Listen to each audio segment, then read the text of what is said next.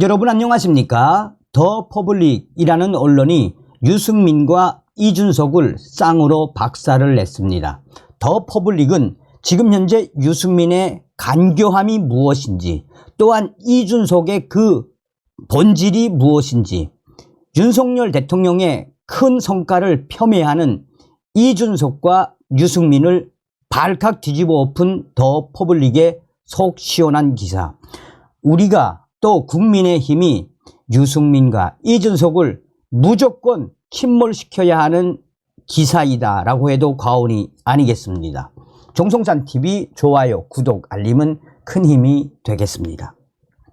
국민의힘 당원 제2장 제8조 당과 대통령의 관계 1항은 대통령에 당선된 당원은 당의 정강 정책을 충실히 국정에 반영하고 당은 대통령의 국정 운영을 적극 뒷받침하며 그 결과에 대하여 대통령과 함께 국민에게 책임을 진다라고 규정하고 있다.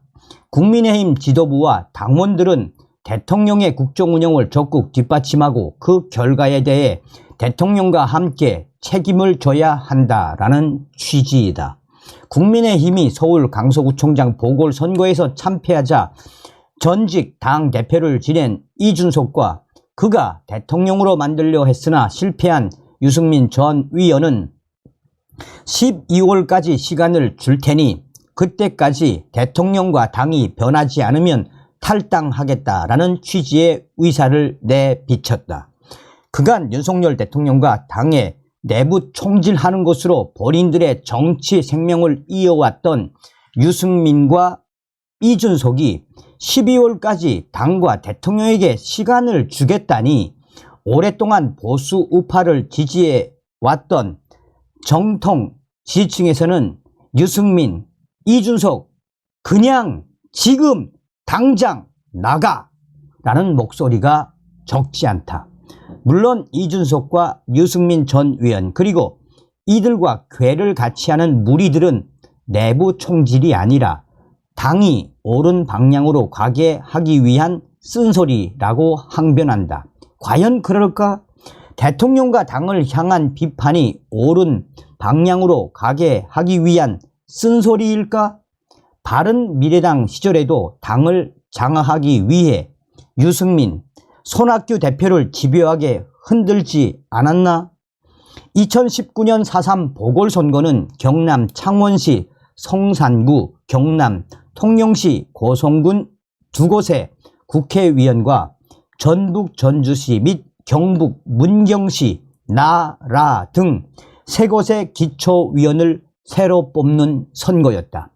바른미래당은 5곳의 선거구 가운데 창원 성산에만 국회의원 후보를 냈고 당시 손학규 대표는 숙박을 하는 등 자당 후보를 전적으로 지원했으나 결과는 득표율 3.57%의 초라한 성적에 그쳤다. 그러자 이준석을 비롯해 소위 유승민계 인사들은 조기 전당대회 또는 비상대책위원회 체제로의 전환을 주장하며 집요하고도 볼썽사납게 손학규 대표의 퇴진을 강하게 요구했던 자들이 바로 유승민, 이준석. 당시 이찬열 위원은 유승민계에 맞서 당 후보를 지원하기 위해 객지, 창원 성산에까지 가서 한 달 동안 숙식을 한 손학규 대표의 잘못인가라며 중도니 보수니 국민은 아무 관심이 없다라며 분명히 말씀드리지만 몇몇 위원들, 유승민계의 내부 총질이 보선 참패의 가장 큰 원인이라 생각한다.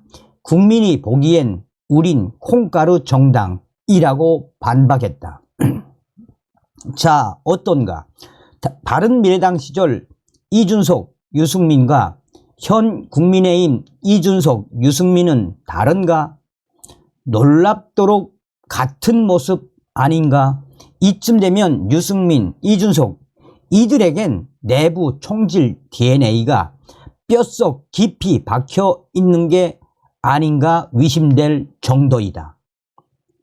당대표와 원내대표를 지낸 인사들이 대통령의 국정 운영을 적극 뒷받침하고 그 결과에 대해 대통령과 함께 책임을 져야 한다는 취지의 당호는 개나 져버렸는지 틈만 나면 윤석열 대통령과 국민의힘 당을 겨냥해 올바른 쓴소리로 포장된 비난 공세만 쏟아내고 있지만 실상은 그들의 비난이 무색하게도 윤석열 대통령의 선택은 과실을 맺고 있다. 이에 더 퍼블릭이 대한민국 영업사원 1호를 자초한 윤석열 대통령의 영업 성과에 대해 짚어보았다. 한미 정상회담 성과 없었다? 유승민의 섣부른 오판, 미국으로부터 전해진 낭보, 윤석열 정부 들어 굳건해진 한미동맹 기반 위에 정부, 기업이 합심한 결과 올해 4월 26일 윤석열 대통령과 조 바이든 미국 대통령은 워싱턴 DC에서 국빈 방문 형식으로 한미 정상회담을 진행했다. 김기현 국민의힘 대표는 이를 두고 안보와 기술, 경제 분야에서 한미 동맹의 퀸텀 점프가 이루어지는 기회가 될 것이라고 평가했다. 반면에 유승민 전 위원은 페이스북 4월 27일자를 통해 한미 정상회담의 초라한 성적표는 큰 실망이라며 유승민이는 경제적 실리를 챙기지 못했다.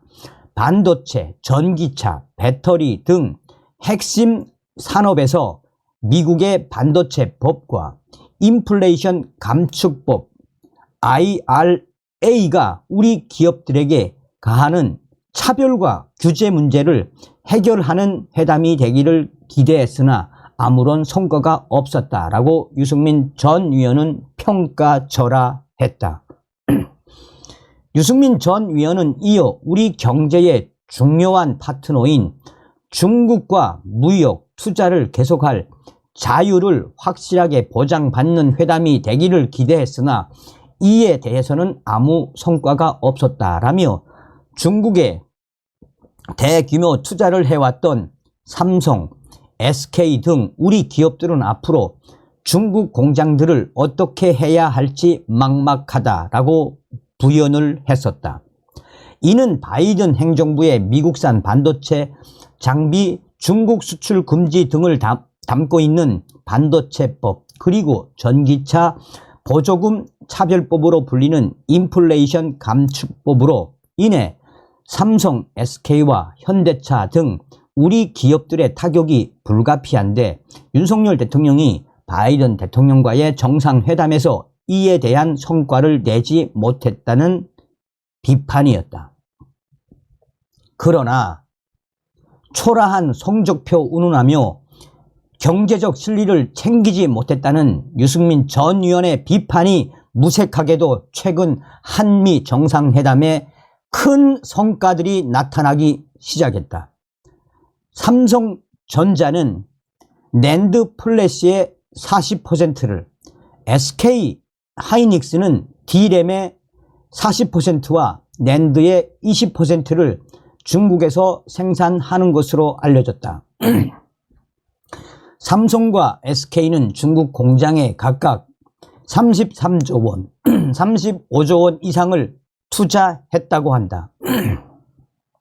그런데 바이든 행정부는 안보 전략 차원에서 중국 반도체 산업 부상을 저지하고 기술 탈취 등을 막고자 지난해 10월 7일 중국 내 반도체 생산 기업에 미국산 반도체 장비 수출을 금지하는 수출 통제 조치를 발표했다. 바이든 정부의 이러한 반도체 장비 수출 통제 조치는 중국의 반도체 생산 공장을 둔 삼성과 SK에게는 치명타가 될 수밖에 없었다. 반도체 특성상 장비 업그레이드가 수월해야 제품 경쟁력을 갖출 수 있는데 미국의 수출 통제 조치로 기존 장비를 그대로 사용할 경우 성능에 한계가 있을 뿐만 아니라 수율이 떨어지고 제품 원가가 올라가는 문제점이 발생한다. 바이든 정부는 다만 삼성과 SK의 중국 공장에 대해 1년간 장비 수입을 허용토록 하는 유예 조치를 적용했다. 이 1년간의 유예 기간이 종료될 즈음 친중 정책을 펼쳤던 전임 문재인 대통령과 달리 기존 한미 동맹을 더욱 강화시킨 대한민국 1호 영업사원 윤석열 대통령의 구체적 성과가 전해졌다. 바이든 정부가 삼성과 SK의 중국 공장에 대한 미국산 반도체 장비 수출 통제를 사실상 무기한 유예한 것이다. 최상목 대통령실 경제수석 비서관은 지난 9일 브리핑을 통해 반도체 장비 수출 통제 1년간 유예 조치에 대한 추가 연장을 위해 우리 정부는 미국 정부와 긴밀히 협의를 진행해 왔다라며 최근 미국 정부는 수출 통제 당국과 국가안보회의 NSC 경제안보대화 채널을 통해 삼성전자와 SK하이닉스의 중국 내 반도체 공장을 미국 수출 관리 규정에 따른 검증된 최종 사용자로 지정, 앞으로 별도의 허가 절차나 기간 제한 없이 미국산 장비를 공급하겠다라는 최종 결정을 전해왔다라고 밝혔다.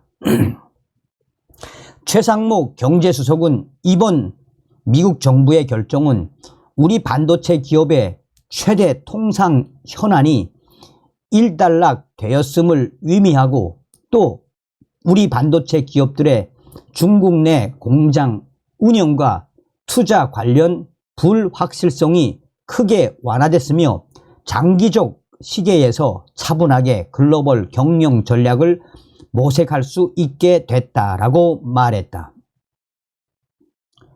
이번에 검증된 최종 사용자 VEU 지정은 사전에 검증된 기업에만 지정된 품목에 대해 수출을 허용하는 일종의 포괄적 허가 방식으로 VEU에 포함되면 별도의 건별 허가를 받을 필요가 없기 때문에 미국의 수출 통제 적용이 사실상 무기한 유예되는 것을 의미한다.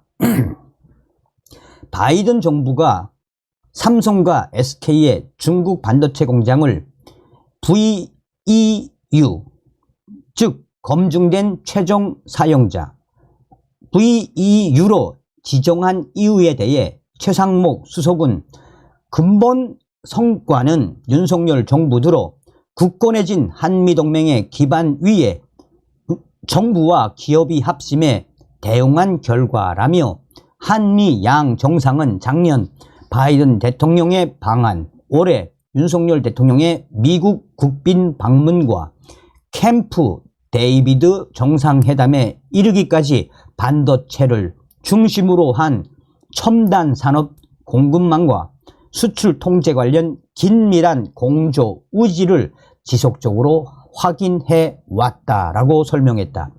이어 이를 바탕으로 정부는 대통령실과 산업통상자원부를 중심으로 협의 채널을 총동원하고 기업과 긴밀한 소통 체계를 유지하면서 마지막까지 미국 측과 협의를 진행해 왔다라고 했다. 그러면서 앞으로도 한미 양국은 긴밀한 공조하에 반도체 수출 통제 조치가 국가 안보를 지키면서도 글로벌 반도체 공급망 안정에 기여하는 방향으로 운영될 수 있도록 계속 협력해 나갈 것이라고 덧붙였다. 안덕근 산업부 통상교섭본부장도 정부 세종청사에서 열린 기자 간담회에서 대만 TSMC도 있고 다른 회사도 있는데 우리나라 회사 두 곳에 대해서만 VEU, 즉 이 검증된 최종 사용자 VEU로 판정했다라며 한미 간 정상 외교를 통해 구축된 신뢰의 결과라고 했다. 미국 상무부 산업안보국은 13일 관보에 삼성전자의 중국 시안 낸드 공장과 SK 하이닉스의 중국 우시 D램 공장에 대해 반도체 장비 수출 통제 규정 예외라고 명시했다. 앨런 에스베데스 미 상무부 산업안보국 차관은 이번 허가는 한국과 미국의 긴밀한 협력 관계와 일관된다라며 한미 양국과 우리 기업들은 세계 반도체 공급망에서 매우 중요한 역할을 하며 오늘 발표는 특히 메모리 반도체 분야에서 안전하고 투명한 공급망을 구축하려는 우리의 협력 관계와 의지에 힘을 입증한다라고 밝혔다. 우려와 달리 미국에서는 친환경차 판매 호조세, 최상목, 바이든 정부의 상업용 친환경차 보조금 지급 요구 관철, 최상목 경제수석은 IRA, 인플레이션 감축법에 대해서도 당초의 우려와 달리 미국 시장에서 우리 기업들의 친환경차 판매가 높은 성장세를 이어가고 있다라고 전했다. IR법의 핵심은 북미, 미국, 캐나다 등에서 최종 조립된 전기차 등 친환경차에 대해 바이든 정부가 세액 공제, 보조금 지급을 해주는 것인데 전기차 배터리에 포함된 부품 또는 핵심 광물이 중국, 북한, 이란 등 우려 대상국에서 생산되거나 수출, 가공, 재활용된 경우엔 세액 공제 대상에서 제외된다. 이와 관련 현대차가 미국 조지아주에 짓는 전기차 공장은 2025년에야 완공 예정이고 기아의 전기차는 국내에서만 생산됨에 따라 우리 기업은 미국에서 보조금을 받지 못해 가격 경쟁력에 밀려 판매 감소 등의 타격이 예상됐다. 하지만 최상목 경제수석은 현재 미국 시장에서 우리 기업들의 친환경차 판매는 높은 성장세를 이어가면서 세간의 우려를 완전히 불식시키고 있다라며 IRA 발효 1년 차인 금년 8월 미국 내 우리 친환경차 판매량은 역대 최고치인 14,000대를 기록했고 미국 내 시장 점유율은 10.9%까지 증가해 업계 2위의 점유율을 달성했다라고 설명했다. 이어 작년 8월에 비해 판매량은 153%가 증가, 시장 점유율은 2.9%포인트 상승했으며 업계 순위는 2계단 뛰어 올랐다라며 올해 8월까지의 누적 기준 판매량은 총 7만 6천 대로 이미 작년 전체 판매량을 뛰어넘었다라고 했다. 최 수석은 당초 우려와 달리 우리 기업들이 미국 시장에서 높은 판매 실적을 이어갈 수 있었던 것은 정부와 업계가 힘을 합쳐 대응한 결과라며 IRA 시행 당시 미국에서 생산되는 한국 전기차가 아직 없어 우리 업계에 불리한 상황이었고 실제 IRA 시행 직후 약 3개월간은 미국 내 우리 친환경차의 판매가 감소세를 보였는데 이러한 상황에서 우리 정부는 미국 측에 우리 업계의 우려를 지속적으로 제기하는 한편 렌트, 리스 등 상업용 친환경차는 북미 조립과 배터리 요건 등에 관계없이 최대 7,500달러, 1,000만 원 상당의 보조금을 받을 수 있도록 요구, 이를 간철시켰다라고 말했다. 나아가 이후 미국에서 우리 기업들의 상업용 친환경차 판매 비중은 작년 5% 수준에서 올해 8월 55%까지 대폭 확대됐고, 이에 힘입어 현재 대미 친환경차 판매는 역대 최고 수준의 호조세를 보이고 있다라고 말했다. 그러면서 2024년 하반기에는 현대차 그룹의 조지아주 전기차 전용 공장이 양산에 들어갈 예정이라며, 여기서 생산되는 우리 기업의 전기차는 미국 정부의 보조금을 수령하기 위한 북미 내 최종 조립 요건을 충족하게 될 것이라고 덧붙였다. 이처럼 한미동맹 강화라는 윤석열 대통령의 외교, 안보, 정책 기반 위에 우리 정부와 기업이 합심해 대응한 결과 삼성, SK, 중국 반도체 공장 VEU 지정과 상업용 친환경차 보조금 지급을 관철시키는 성과를 거두었으나, 한미 정상회담 아무런 성과가 없었다라고 평가절하했던 유승민 전 의원은 이에 대해선 철저히 외면하고 함구한 채 서울 강서구청장 보궐선거 참패 부각에만 애쓰고 있다. 윤 대통령의 변화, 민생 최우선, 변함없이 같은 실수 되풀이하는 이준석과 유승민, 1승 1패 병가지 상사. 한 번 이기고 한 번 지는 것은 병가, 전쟁에서 흔히 있는 일로 어떤 일에든 실수나 실패가 있을 수 있다는 의미이다. 중요한 건 같은 실수를 반복하지 않는 것이다. 윤석열 대통령은 연일 민생을 강조하는 메시지를 내놓고 있다. 이념 논쟁을 통해 자유와 연대를 바로 세우는 것도 중요하지만 가장 중요한 것은 국민의 삶이기 때문에 정부 여당이 민생 현장으로 깊숙이 파고들어 국민들이 체감할 수 있는 민생 대책을 선보여야 한다는 게 윤석열 대통령의 의중으로 읽힌다. 윤 대통령의 이러한 의중은 지난 강서구청장 보궐선거 참패에서 얻은 교훈일 것이다. 강서구청장 보선 참패를 교훈 삼아 국민들이 체감할 수 있는 민생 정책 추진으로 민심을 얻고 이를 국정 동력으로 삼겠다는 것이다. 분명 윤 대통령은 국정 기조의 변화를 시도하고 있다. 이념에서 민생으로 강서구청장 보궐선거에 담긴 민심을 읽은 것이다. 민심을 강조하는 윤 대통령의 국정 기조 변화가 외교 정책에서와 같은 성과로까지 이어진다면 내년 총선판은 지금과는 확연히 다른 여당 입장에서 해볼 만한 분위기가 연출될 가능성이 매우 높다.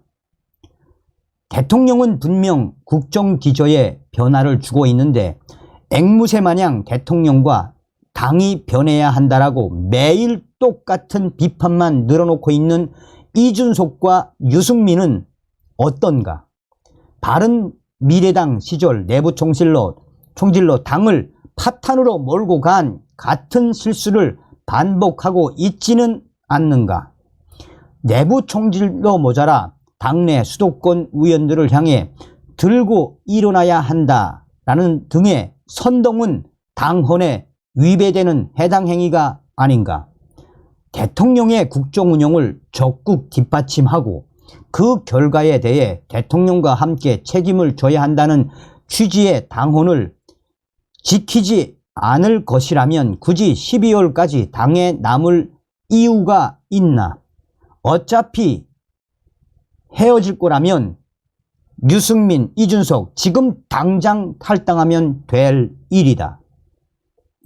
질척거리며 시간을 끌다 총선을 3, 4개월 앞두고 탈당, 신당 논란을 일으켜 이에 대한 후폭풍으로 국민의힘이 총선에서 패배할 경우 보수층은 이준석과 유승민에게 22대 총선 대패배의 원흉이라는 낙인을 찍을 것이고, 이렇게 되면 유승민, 이준석은 국민의힘에서 정치를 하기 어려울 것이다. 자, 국민의힘도 정신 바짝 차리고 유승민, 이준석 제껴야 합니다. 더 퍼블릭이 얼마나 소상하게 밝혔습니까? 다음 시간에 뵙겠습니다. 멸공.